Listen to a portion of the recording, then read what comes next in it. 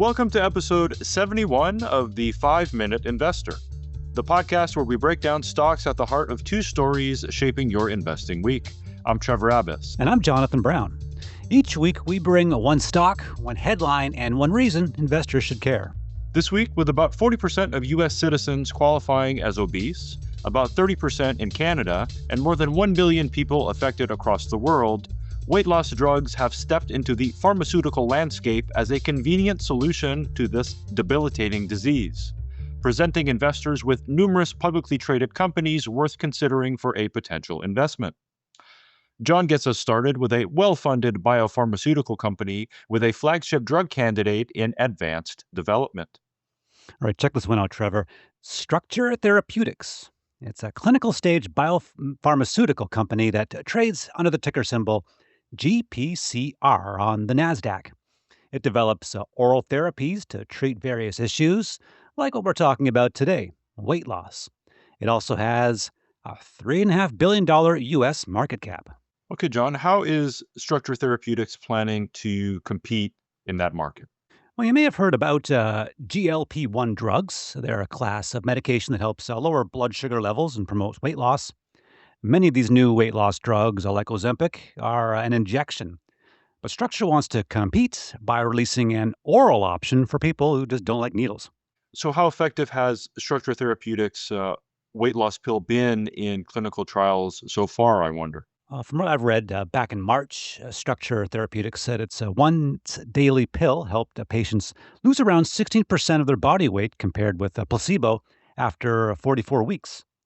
So if future trials hold up, the company could become a formidable rival to the likes of Eli Lilly and Novo Nordisk in the race to create effective weight loss pills that don't require injections.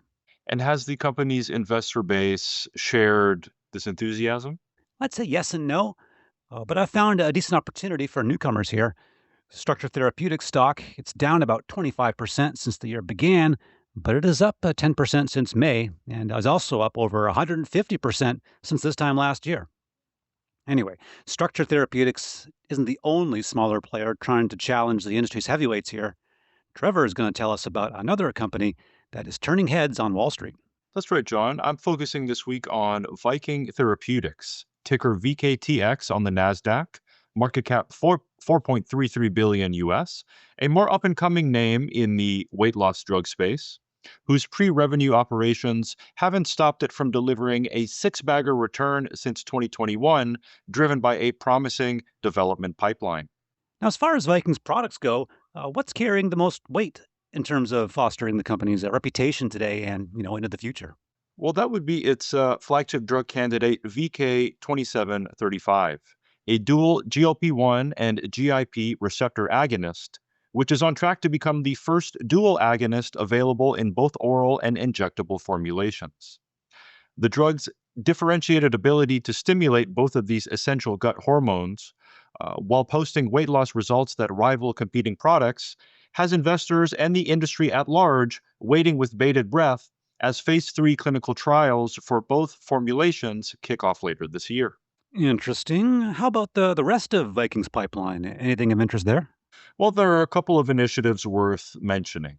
First is VK2809, a small molecule thyroid hormone receptor agonist that has shown promising results in terms of targeting specific liver tissue, as well as the beta receptor subtype, which regulates fat metabolism, making it a good candidate to treat metabolic disorders, including non-alcoholic steatohepatitis.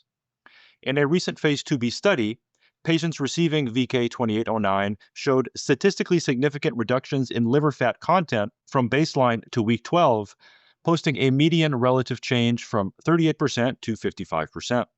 Second, we have Viking's VK3019, which targets the amylin and calcitonin receptors, both playing crucial roles in our ability to control food intake.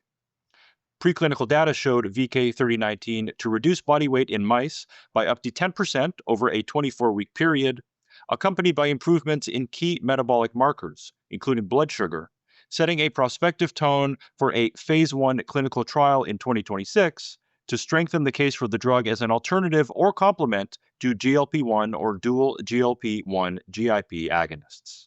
So now our listeners, they'll be well aware that there's a wide discrepancy between early stage pharma companies and those that have built a successful commercial presence. So, what should investors know about Viking's position on this spectrum? The main note I'll strike here is one of caution, John, as the company reported a net loss in Q1 2026 of 158.3 million, more than triple a 45.6 million loss year over year due to increased research and development expenses, relegating an investment to the highest risk portion of your portfolio, at least until initial revenue and a path to profitability can be established. Casting our eyes to the future, Viking ended Q1 with 603 million in cash equivalents, and short-term investments on its balance sheet, which should allow it to show off initial phase 3 results for VK2735 to investors before having to tap back into the capital markets. As always, you can find links to the articles from today's episode in the show notes and more investing insights on stockhouse.com. And you can find the 5-Minute Investor on Spotify, YouTube, iHeartRadio, Stockhouse, or wherever finer podcasts are found. This podcast is produced in partnership with Viking Therapeutics Inc. and Structure Therapeutics Inc.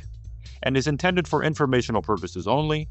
For full disclaimer information, please visit stockhouse.com/legal/disclaimer.